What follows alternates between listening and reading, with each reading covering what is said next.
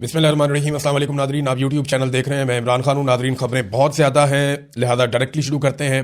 America के targets बदले हैं, यानी जब उन्होंने ईरान के ऊपर अटैक किया तब वो कुछ और कह रहे थे, और इस वक्त जब ईरान रिटेलिएट कर रहा है तो वो कुछ और कह रहे हैं। गुज़िश्ता 48 घंटों में बहुत कुछ ऐसा हुआ है जिससे अमेरिका हिल कर रह गया है। अगर आप डोनाल्ड ट्रंप की बॉडी लैंग्वेज देखें या अमरीकी वज़ीर जंग की आप बॉडी लैंग्वेज देखें तो आपको बहुत फ़र्क नज़र आएगा। जिस दिन अमेरिका ने अटैक किया था ईरान के ऊपर इसराइल के साथ मिलकर, उस दिन डोनाल्ड ट्रंप शाम को एक पार्टी के अंदर डांस कर रहे थे। ये बड़ी महंगी पार्टी थी, दुनिया के बहुत अमीर लोग इसमें आए हुए थे, हत्ता कि इस पार्टी में शामिल होने के लिए $1 मिलियन तक भी लोगों ने खर्च किए। डोनाल्ड ट्रंप वहाँ पे रक्स कर रहे थे, बड़े खुश थे। लेकिन अब अगर आप गुज़िश्ता शब की उनकी फुटेज देखें तो उनकी बॉडी लैंग्वेज बहुत डाउन है, उनके कंधे जो हैं वो झुके हुए हैं और डोनाल्ड ट्रंप की हवाइयाँ उड़ी हुई हैं। ये 48-72 घंटों के अंदर डोनाल्ड ट्रंप के साथ हुआ है, और ये सब कुछ हुआ ईरान की रिटेलिएशन की वजह से। पहले जो ईरान के खिलाफ टारगेट थे अमेरिका के, वो क्या थे ज़रा ये आप ज़हन में रख लें, क्योंकि ये नेतन्याहू और अमेरिका ने मिलकर तय किए थे, डोनाल्ड ट्रंप ने। तो पहले जो टारगेट थे उनमें एक था रजीम तब्दील करना है ईरान के अंदर। ये सबसे बड़ा और मेन टारगेट था कि अपनी हुकूमत को ला के ईरान के अंदर इंस्टॉल करना है, जिसके लिए रज़ा पहलवी को तैयार किया गया, उसका इंटरनेशनल मीडिया में इमेज बनाया गया, उसके इंटरव्यूज़ करवाए गए, और इस तरीके से रज़ा पहलवी सामने भी आ जाता है, बहुत सारे स्टेटमेंट्स भी देता है। तो कोशिश ये थी कि ईरान के अंदर रजीम तब्दील कर दिया जाए, पहला टारगेट ये था। और दूसरा टारगेट था कि ईरान को मुकम्मल तौर पे निहत्था कर दिया जाए, तमाम हथियार उनके तलफ कर दिए जाएं। ये था दूसरा टारगेट। लेकिन अब ये टारगेट बदल गए हैं, और ये आपको पता चलता है एक तो अमेरिकी नायब सदर JD वेंस उनके स्टेटमेंट से, और दूसरा जो अमेरिका के अंदर अब बयानात आ रहे हैं लगातार, उनसे आपको पता चलता है कि अमेरिका महदूद जंग लड़ना चाहता है। यानी ये उनके नायब सदर भी कह रहे हैं, और अमेरिका से सब लोग ये कह रहे हैं कि हम जंग तवील के अंदर जाना नहीं चाहते, और ज़मीन पे तो बिल्कुल ही नहीं उतरना चाहते। और अब वो ये कहते हैं जनाब हम ईरानी बहरिया के खिलाफ कार्रवाई करना चाहते हैं, उसको तबाह करना चाहते हैं, और एटमी हथियारों से ईरान को रोकना चाहते हैं। बस, तो एटमी हथियार तो ईरान बना ही नहीं रहा था। ये CIA के साबिक एजेंट्स भी कह रहे हैं, पूरी दुनिया में ये बताया जा रहा है कि अगर ईरान के अंदर कोई वाहिद फतवा ऐसा मौजूद था, एक मजबूत आवाज़ थी जो ईरान को ये कहती थी कि एटम बम नहीं बनाना, वो शहीद होने वाले खामनाई थे। अब खामनाई की शहादत के बाद वो आवाज़ अमेरिका ने खुद ही बंद कर दी, जो ईरान को एटम बम बनाने से रोक रही थी। ईरान के बाद देखें जो इंटरनेशनल रिपोर्ट्स हैं ना, उसके मुताबिक 60% तक अफसूदा यूरेनियम मौजूद है। यूरेनियम से आप एटम बम बनाते हैं ना, तो 60% तक तो उसने काम किया हुआ है उसकी अफसूदगी के ऊपर, और हफ्ता 10 दिन और लगेंगे। ये अमेरिकन का दावा है कि ईरान बाकी काम हफ्ता 10 दिन में कर सकता है, अगर वो फैसिलिटेट हो जाए तो, या वो इसके ऊपर तुल जाए ये काम करने पे, तो इसको 90% तक पहुंचा सकता है। अब 460 किलो यूरेनियम ईरान के ऊपर एलिगेशन लगता है कि उसके पास है, और इससे वो 11 एटम बम बना सकता है। इससे कितनी बड़ी तबाही हो सकती है। तो वही कहते हैं जी एटमी हथियारों से ईरान को रोकना है। अब यहां पे आ गया मामला, पहले तो मामला कुछ और था, अब मामला कुछ और है। अमेरिका अपने टारगेट्स बदल रहा है। यानी चलो आप ये देख लेना कि अंगूर खट्टे हैं, ये मिसाल आपने सुनी होगी कि लोमड़ी छलांगे मारती है, जब वो नहीं काबू आते तो कहती है अंगूर खट्टे हैं। तो अमेरिका अपने असल टारगेट्स अचीव नहीं कर सका। अमेरिका के अंदर एक बहस चल रही है, और ये बार बार चल रही है, और सब ये कह रहे हैं कि इसराइल ने अमेरिका को इस लड़ाई के अंदर फंसाया है। नेतन्याहू ने अमेरिका के दौरे किए, डोनाल्ड ट्रंप के साथ उनके शानदार ताल्लुकात हैं, दोनों एक दूसरे की बहुत तारीफें करते हैं, और दोनों को कामयाबियां मिल भी रही थी। तो डोनाल्ड ट्रंप को दो चीज़ों का खदशा है। एक तो एप्स्टीन फाइल का बड़ा सीरियस इशू उठा हुआ है अमेरिका में। जैसे ही ये आप देखिएगा गर्द बैठेगी तो एप्स्टीन फाइल का मामला डोनाल्ड ट्रंप के गले का तौक बन जाएगा, मुसीबत बन जाएगी उनके लिए, कानूनी नुक्ता नज़र से भी और अवामी नुक्ता नज़र से भी। और दूसरा मामला है कि डोनाल्ड ट्रंप की मकबूलियत बहुत बुरी तरह इफेक्ट हुई है अमेरिका में, और मिड टर्म इलेक्शन के अंदर उनके जीतने के इम्कानात नहीं है। नेतन्याहू ने फिर स्टेटमेंट दे दिया कि खुशकिस्मत है कि हमारे पास ट्रंप जैसा लीडर है। यानी नेतन्याहू ने और शहबाज शरीफ ने गेम उठाई हुई है डोनाल्ड ट्रंप की, वो कोई कसर छोड़ ही नहीं रहे। अच्छा, अब एक चीज़ और है जो अमेरिकन कहना शुरू हो गए, वो ये कह रहे हैं कि लड़ाई तो हमारी थी नहीं, हम इस लड़ाई में क्यों उतर गए, हमें तो ईरान से किसी किस्म का कोई खतरा ही नहीं था। और बार बार ये स्टेटमेंट आ रहे हैं। सेनेटर वार्नर ने एक जुमला बोला और उसके अंदर सारा कुछ शामिल है। उन्होंने कहा जी ईरान इसराइल के लिए खतरा था, अमेरिका के लिए खतरा नहीं था। अगर हमने ईरान पर इसलिए हमला किया है कि वो उनके लिए खतरा है, तो मुबारक हो, इसराइल के यहूदियों ने अमेरिका पर कब्जा कर दिया है। अब ये रिपोर्ट हुआ जनाब, वहां पे सेनेटर वार्नर ने ये स्टेटमेंट दिया अमेरिका में। अमेरिका में सब लोग ऐसे ही सोच रहे हैं। ये एक सर्वे भी हुआ अमेरिका में, और ये CNN ने सर्वे करवाया, इनके सर्वे बड़े मकबूल होते हैं अमेरिका में। CNN बताता है अमेरिका के सर्वे के अंदर कि अमेरिकियों की राय क्या है इस जंग को लेकर।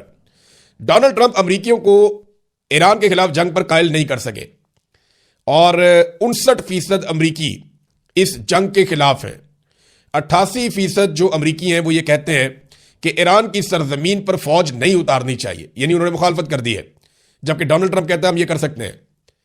لیکن امریکی کہہ رہے ہیں کہ ایسا بالکل نہیں کرنا چاہیے، اور 88% امریکی اس کے خلاف ہیں ڈونلڈ ٹرمپ کی رائے کے، اور لگ بھگ 60% یہ کہتے ہیں کہ ٹرمپ کے پاس ایران سے ڈیل کرنے کا کوئی پلان نہیں تھا، کہ ایران سے کس طرح نمٹنا ہے اس کے بعد پلان ہی کوئی نہیں تھا، اور انہوں نے اس جنگ کی مخالفت کی ہے.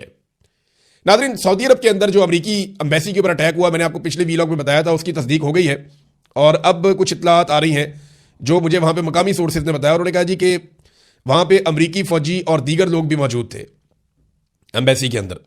یہ امریکن امبیسیز کے اندر کا فوج کا عملہ ہوتا ہے، حفاظت کے لیے بھی ہوتا ہے، وہاں پہ موجود رہتا ہے. تو کیونکہ سعودی عرب سے یہ آپریشنز کر رہے تھے، تو امریکن امبیسی جو ریاض میں ہے، جہاں پہ اور امبیسیز بھی ہیں اس علاقے میں، وہاں پہ ان کی موجودگی کوئی حیرت کی بات نہیں ہے. لیکن اس کے اوپر 2 اٹیک کیے گئے ہیں، اور ایک اور حملہ کیا گیا ہے جو نیتن یاہو کے دفتر پہ ہوا ہے. ان دونوں حملوں کے اندر میزائل استعمال کیے گئے ہیں، اور دونوں حملوں کے اندر شدید نقصان ہوا ہے. اب کتنے لوگ مارے گئے ہیں، کتنا نقصان ہوا ہے، اس کی تفصیلات نہیں آ رہی. امریکہ اور اسرائیل یہ تفصیلات نہیں بتانا چاہ رہے، وہ سامنے نہیں رکھ رہے ابھی تک. ناظرین، ایران نے اپنا ایک آفیشیل سٹیٹمنٹ جاری کیا ہے. اس سٹیٹمنٹ میں ایران یہ کہتا ہے کہ وہ اپنی 6000 سال پرانی تہذیب کا دفاع کرے گا. ہم نے لمبی جنگ کی تیاری کر رکھی ہے اور ہم نے پہل نہیں کی. دشمن کو اپنے غلط اندازوں پہ پچھتانا پڑے گا. ہم امریکہ اور اسرائیل کے اوپر مزید جہنم کے دروازے کھول دیں گے. دیکھیں، یہ نا ایک سٹیٹمنٹ آپ کو اور دیکھنا چاہیے ساتھ میں. یہ جیو پولیٹیکل تجزیہ کار ہے پروفیسر جیانگ، یہ کینیڈا میں ہوتے ہیں اور ان کی بڑی نظر ہے اور ان کی بڑی ریسرچ ہے. انہوں نے کہا جی ایران نے 20 سال کی لڑائی کی تیاری کی ہے. امریکہ 21ویں صدی کی جنگ کے لیے تیار نہیں ہے. ایران کو امریکہ پر اس خطے میں کئی قسم کی اسٹریٹجک برتریاں حاصل ہیں دفاعی نقطہ نظر سے، اور یہ ایک تھکا دینے والی لمبی جنگ بن سکتی ہے جس میں امریکہ کے لیے تو بہت مشکلات ہو جائیں گی. دیکھیں نا، جو ایران کے ہتھیار ہیں جو بڑے خوفناک ہیں، جنہوں نے اس وقت مصیبت ڈالی ہوئی ہے، میں ان کے بارے میں آپ کو تھوڑا بتا دیتا ہوں. ایک تو یہ ہے کہ جو آبنائے ہرمز کی بندش ہے، یہ دنیا کے لیے ایک ڈراؤنا خواب ہے، اور ایران کے پاس یہ کیپیسٹی ہے کہ اس کو لمبے عرصے تک بند رکھ سکتا ہے. اب دنیا بھر کی کمپنیاں جو ہیں وہ خسارے میں جانا شروع ہو جاتی ہیں، اور آپ کو پتا ہے دنیا کی سب سے امیر کمپنیاں آئل کی، اور سب سے بڑا بزنس جو ہے، one of the biggest businesses in the world, یہ آئل مارکیٹ ہے، اور اس سے دنیا کی باقی ساری مارکیٹ کنٹرول بھی ہوتی ہے. تو یہاں پہ جو یہ بندش ہے، اس کے نتیجے میں خلیجی ممالک کا بہت نقصان ہو رہا ہے. امریکہ پہ اور یورپ پہ دباؤ بڑھ رہا ہے. یورپ میں جو گیس کی قیمتیں ہیں، یورپین گیس کی، وہ لگ بھگ 50% تک اوپر جا چکی ہیں اور مزید اوپر چلی جائیں گی. $85 فی بیرل تک، یعنی $5 مزید اضافہ ہو گیا ہے، اور یہ لگاتار اضافہ ہوتا چلا جا رہا ہے عالمی منڈی میں تیل کی قیمتوں میں. یہ چیز دباؤ بڑھاتی چلی جائے گی. دوسرا ایک اور بڑا خوفناک ہتھیار جو ایران استعمال کر رہا ہے، یہ 2 جن کو وہ فزیکلی یوز کر رہا ہے، ایک اس کے کلسٹر بمز ہیں. انہوں نے اسرائیل کو اور امریکہ کو بہت حیران کیا، خاص طور پہ اسرائیل کو، اس لیے کہ اسرائیل کے شہروں کے اوپر وہ یہ کلسٹر بم پھینکتے ہیں. یہ کلسٹر بم ہوتا کیا ہے، میں آپ کو بتا دیتا ہوں. یہ ایک ایسا بم ہوتا ہے جس کو جب کوئی فائر کرتا ہے تو ایک مخصوص فاصلے پہ پہنچنے کے بعد، اس سے پہلے کہ اس کو انٹرسیپٹ کیا جائے، یہ ایک بم بہت سارے بموں میں تبدیل ہو جاتا ہے اور آگے سے یہ بارش کر دیتا ہے بموں کی. تو یہ کلسٹر بم ہے. یہ امریکہ نے مارے تھے افغانستان کے اندر، اور بھی کئی جگہوں پہ مارے انہوں نے. تو یہ جو کلسٹر بم ہے، یہ اسرائیل کے اوپر ایران استعمال کر رہا ہے. حیرت کی بات یہ ہے کہ ایرانی سائنسدانوں کو لگاتار نشانہ بنایا گیا گزشتہ کئی سالوں میں، لیکن اس کے باوجود ان کے ہتھیاروں کی تیاری کو روکا نہیں جا سکا. ان کے میزائل بھی تیار ہیں، ان کے ڈرونز بھی تیار ہیں، اور لگاتار تیار ہو رہے ہیں. یہ جو کلسٹر بم ہے ایران کے پاس، یہ 80 دیگر بموں میں تبدیل ہو جاتا ہے. یعنی اس سے پہلے کہ اسرائیل کے انٹرسیپٹرز یا آئرن ڈوم یا پیٹریاٹ دفاعی سسٹم وہ اس کو نشانہ بنائے، اس سے پہلے یہ بہت سارے بموں میں تبدیل ہو جاتا ہے، اور پھر یہ آگ کی طرح زمین کے اوپر برستا ہے. آپ نے بہت ساری ویڈیوز دیکھی ہوں گی کہ اچانک سے بہت سارے بم فضا سے زمین کی طرف آتے ہیں. یہ کلسٹر بم ہے، اور اس نے بھی ایک مصیبت ڈالی ہوئی ہے، کیونکہ اس کو روکنے کا کوئی سسٹم ہوتا نہیں ہے، اس کو آپ روک نہیں سکتے.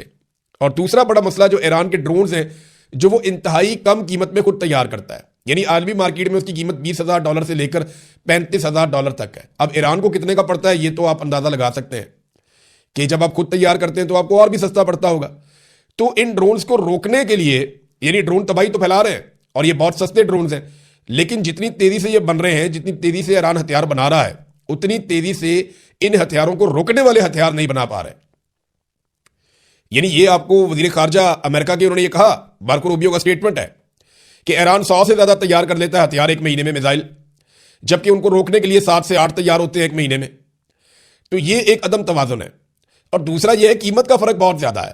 انٹرسیپٹر بہت مہنگا ہے، 100 گنا قیمت کا فرق ہے، جبکہ ایرانی ہتھیار بہت سستے ہیں اور وہ ان کی معیشت کا بھٹا بٹھا دیں گے اگر یہ لڑائی لمبی چلتی ہے. تو اب امریکہ اس لڑائی سے نکلے کیسے، یہ ہے جی سب سے بڑا سوال، کیونکہ اس لڑائی سے نکلنا پڑے گا نا. تو اس کے لیے امریکہ کو اب ایران کے دوستوں سے رابطہ کرنا پڑے گا جو مشترکہ دوست ہیں. یعنی ترکی اس میں رول پلے کر سکتا ہے، پاکستان رول پلے کر سکتا ہے، اس کے اندر چین اور رشیا یہ دونوں ممالک بھی رول پلے کر سکتے ہیں. اقوام متحدہ کا پلیٹ فارم بھی استعمال کیا جا سکتا ہے. تو امریکہ ایک مرتبہ تو ایسا لگتا ہے کہ زور اور طاقت کا استعمال کرنے کی کوشش کرے گا، لیکن الٹیمیٹلی اس کو یہ لڑائی روکنی پڑے گی، کیونکہ امریکہ کے اتحادیوں کا اس میں زیادہ نقصان ہو رہا ہے اور ایک بد اعتمادی پھیل رہی ہے. عرب ممالک جنہوں نے بے شمار پیسہ امریکہ کو دیا اپنے دفاع کے لیے، جب وقت آیا تو انہوں نے خود دیکھا کہ امریکہ اپنا دفاع نہیں کر رہا عرب ممالک کے اندر. یعنی ایران کا اٹیک کوئی عرب ممالک کے اوپر تو نہیں ہے نا، ایران اٹیک کر رہا ہے امریکہ کی بیسز کے اوپر، یا امریکن ایمبیسی ہے ان کے دفاتر پہ، یا جہاں پہ امریکنز موجود ہیں. اب وہاں پہ امریکنز اپنا دفاع نہیں کر پا رہے ان عرب ممالک کے اندر، تو یہ عرب ممالک کا دفاع کیا کریں گے، یہ سوال پیدا ہو گیا ہے. امریکہ نے آرڈر جاری کیا ہے کہ فوری طور پہ امریکی شہری 14 ملکوں سے نکل جائیں. اب ان ملکوں سے امریکہ اربوں ڈالر وصول کرتا ہے ہر مہینے ان کے دفاع کے لیے، اور وہاں سے اپنے شہریوں کو بھگا رہا ہے. اس کا مطلب یہ ہے کہ امریکہ دفاع کرنے میں ناکام ہو گیا. اب اربوں کو سوچنا پڑے گا کہ اپنی فوج تگڑی کرنی ہے، اپنے ہتھیار بنانے ہیں، یا امریکہ کی طرف ہی دوبارہ دیکھنا ہے. یعنی ایران، عراق، شام، اسرائیل، مصر، قطر، عمان، اردن، یمن، کویت، بحرین، لبنان، سعودی عرب، یو اے ای، ان سارے ملکوں سے امریکہ اپنے شہریوں کو نکال کر لے جا رہا ہے. اب ان ملکوں میں سے اکثریت کو یہ سوچنا ہے کہ ہم اربوں ڈالر امریکہ کو دیتے ہیں اپنے دفاع کے لیے، وہ اپنا دفاع ہماری سرزمین پہ نہیں کر پا رہا، تو ہمارا دفاع کیا کرے گا. اور اسرائیل کے دفاع کے لیے امریکہ نے پورا زور لگایا. جو اسرائیل کی شہروں کی حالت ہے وہ بھی آپ دیکھ لیں، فوٹیج اویلیبل ہے، ہر طرف آپ کو فوٹیج نظر آ جائے گی. عراق میں ایک گروپ ہے، مزاحمتی گروپ، انہوں نے عراق میں ایک ہوٹل ہے جہاں پہ امریکی فوجی موجود تھے، اس کو نشانہ بنایا ہے. یہ ایربل ہوٹل ہے، اور یہاں پہ انہوں نے دعویٰ کیا کہ امریکی فوجی مارے گئے. اب امریکی فوجی کتنے مارے گئے اس کے بارے میں ہم کچھ کہہ نہیں سکتے. امریکنز تو بہت کم تعداد بتاتے ہیں، وہ بتاتے ہی نہیں ہیں. امریکنز افغانستان اور عراق کے اندر بھی اپنی لاشیں چھپاتے تھے، وہ نہیں بتاتے تھے ان کے کتنے فوجی مارے گئے. لیکن یہاں پہ ایران جو ہے وہ دعوے بہت بڑے بڑے کر رہا ہے. ایران کا یہ کہنا ہے کہ بہت بڑی تعداد میں انہوں نے امریکنز کو نقصان پہنچایا ہے. ناظرین، ایران میں 160 طالبات، 165 طالبات تھیں، یہ 7 سال سے 12 سال تک کی تھیں. ان کے اوپر سب سے پہلے حملہ کیا گیا تھا. پہلے دن کے اٹیک کے اندر یہ شہید ہو گئی تھی. اب ان کا نماز جنازہ ادا کی جا رہی ہے ان بچیوں کی، اور نماز جنازہ کے لیے جس طرح ان کی قبریں بنی ہیں، یہ مناظر پوری دنیا کو ہلا کر رکھ دیا ہے انہوں نے. 165 معصوم بچیاں، 7 سال سے لے کر 12-13 سال تک کی عمر ان کی، اور ان کو بموں سے آگ برسا کے مار دیا. کس نے؟ امن کے دیوتا نے ان کو مارا. اس نے جس کو شہباز شریف صاحب نے کہا کہ اس کو امن کا نوبیل انعام دیا جائے، ڈونلڈ ٹرمپ. اور سارے سپورٹ کر رہے ہیں، بلاول بھی سپورٹ کر رہا ہے، مریم نواز بھی سپورٹ کر رہی ہے. اور یہ جب تصاویر سامنے آئی ان بچیوں کی تو کوہرام مچا ہوا. اور ایران میں اتنے بڑے پیمانے پر لوگوں نے نکل کر نماز جنازہ ادا کی ہے کہ کوئی اندازہ بھی نہیں لگا سکتا تھا. تھوڑے عرصہ پہلے تک کوئی ٹاؤٹس وغیرہ دکھا رہے تھے، جناب یہ 10 بندے ناچ رہے ہیں، 15 بندے ناچ رہے ہیں خامنائی کی شہادت پہ. لیکن اس کے بعد آپ نے دیکھا کہ اب وہ سارے خاموش ہیں کہ اتنی بڑی تعداد میں لوگ نکل کر آ گئے ان بچیوں کی نماز جنازہ پڑھنے کے لیے. اسرائیلی بنکرز کے اندر بیٹھے ہوئے ہیں، امریکنز ہزاروں میل دور بیٹھے ہوئے ہیں، جبکہ ایرانی سڑکوں پہ کھڑے ہو کر جنگ کا مقابلہ کر رہے ہیں. یہ فرق تو ہے، یہ فرق ہے. ناظرین، ایک سوال اور پیدا ہوتا ہے، میں یہ پاکستان میں آنے سے پہلے آپ کے سامنے رکھتا ہوں کہ اگر امریکہ یہاں سے بے عزت ہو کر نکلتا ہے تو کیا وہ سپر پاور ہونے کا اپنا سٹیٹس اب برقرار رکھ پائے گا؟ دیکھیں، امریکہ اپنی عزت کھو رہا ہے.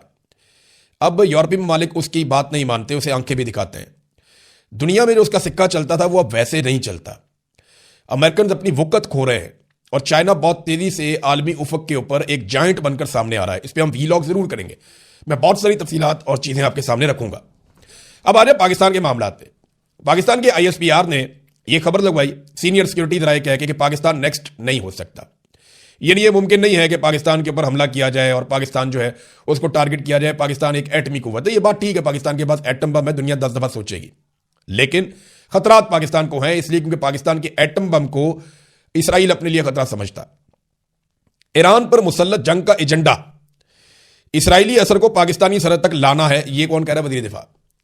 آئی ایس پی آر کچھ اور کہہ رہا ہے، وزیر دفاع کچھ اور کہہ رہا ہے۔ آئی ایس پی آر کہہ رہا ہے نہیں کچھ نہیں ہوتا، کوئی نہیں آ رہا ہماری طرف، جبکہ وزیر دفاع کہہ رہا ہے کہ ایران پر جو جنگ مسلط کی گئی ہے اس کے پیچھے جو اصل ایجنڈا ہے وہ یہ ہے کہ اسرائیلی اثر پاکستانی سرحدوں تک پہنچ جائے۔ یہ ہے جناب، وزیر دفاع کوئی اور سٹیٹمنٹ دیتا ہے پاکستان کا، آئی ایس پی آر کوئی اور سٹیٹمنٹ بتاتا ہے سیکورٹی ذرائع کے نام کے اوپر۔ تو یہاں پہ کنفیوژن ہے، لیکن ایک چیز کی کنفیوژن بالکل نہیں ہے۔ دو مطالبات بہت زیادہ زور پکڑ رہے ہیں پاکستانی حکومت پر۔ نمبر ایک، بورڈ آف پیس سے نکل جائیں فوری طور پہ۔ نمبر دو، جو نوبیل انعام کی نامزدگی آپ نے کی ہے وہ واپس لے لیں، کیونکہ ٹرمپ کی امریکہ میں جو حالت ہو رہی ہے نا، اب پاکستانی رجیم کو چاہیے کہ آہستہ آہستہ اب ٹرمپ سے تھوڑا بہت فاصلہ بنا لیں۔ عمران خان صاحب کے حوالے سے ناظرین کچھ اہم خبریں ہیں۔ نمبر ایک تو یہ کہ عمران خان صاحب کی آج بھی ان کی بہنوں سے ملاقات نہیں کروائی گئی، یہ انتہائی افسوسناک ہے۔ عمران خان صاحب کی آنکھ ایک ضائع ہونے کی اطلاع آئی اور اس کو جو ہے وہ سرکاری ذرائع نے اس کی تصدیق کی، اس کے بعد سے لے کر اب تک عمران خان صاحب کی ان کی فیملی سے ملاقات نہیں کروائی جا رہی اور نہ ہی ان کے معالجین سے ان کی ملاقات کروائی جا رہی ہے۔ اور عدالت میں کیس کیا، لاہور ہائی کورٹ میں آج کیس لگا ہوا تھا جیسا کہ ہم نے آپ کو کل بتایا تھا، تو ایک ہفتے کی مزید تاریخ دے دی عدالت نے۔ اب یہ وہی عدالتیں ہیں جو نواز شریف کے لیے ایک ایک دن کے بعد سماعت کر کے یہ کہتی تھی کوئی گارنٹی دے، بتائے اگر اس کو کچھ ہو گیا تو کیا کریں گے۔ ادھر ایک لیڈر کی آنکھ ضائع ہو گئی اور یہ عدالت نے ہوش کے ناخن نہیں لے رہی، اور جو آنکھ ضائع ہوئی وہ سرکاری ذرائع سے میں بتا رہا ہوں آپ کو، ذاتی طور پہ تو مجھے نہیں پتا، لیکن سرکاری ذرائع یہ بات بتاتے ہیں۔ تو جو عدالت نواز شریف کے لیے گارنٹیاں مانگتی تھی وہ اب ایک ایک ہفتے کی تاریخیں مانگ رہی ہے۔ یہ عدالتوں کی حالت ہے، لیکن رات کتنی بھی اندھیری ہونا صبح آ جاتی ہے۔ جب آپ کے پاس ثبوت نہ ہونا تو آپ بالآخر ہار جاتے ہیں۔ عمران خان اور بشرا بی بی کی ضمانت قبل از گرفتاری کی درخواستوں کے فیصلے جاری ہو گئے، انہیں ضمانتیں مل گئی تھیں، میں نے آپ کو بتایا تھا۔ لیکن آپ کو عجیب و غریب باتیں بتاتا ہوں کہ توشہ خانہ والی جو جعلی رسیدوں کے معاملے کے اوپر عمران خان صاحب پہ کیس بنایا ہوا تھا جس پہ ضمانت نہیں مل رہی تھی، اس پہ پروسیکیوشن نے عدالت میں بتایا کہ ہم نے تو رسید سوشل میڈیا پہ دیکھی تھی۔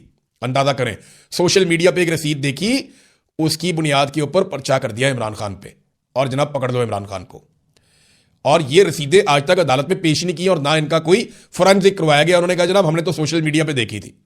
پھر 9 مئی والا بیانیہ بھی اڑا دیا، انہوں نے کہا جی فوج کے خلاف عمران خان صاحب کا ایسا کچھ ہے ہی نہیں، کوئی ایسے بیانات ہے ہی نہیں، کوئی تقریر یا ثبوت عدالت میں آپ پیش ہی نہیں کر سکے آج تک، لہذا یہ بھی فارغ کر دیا انہوں نے۔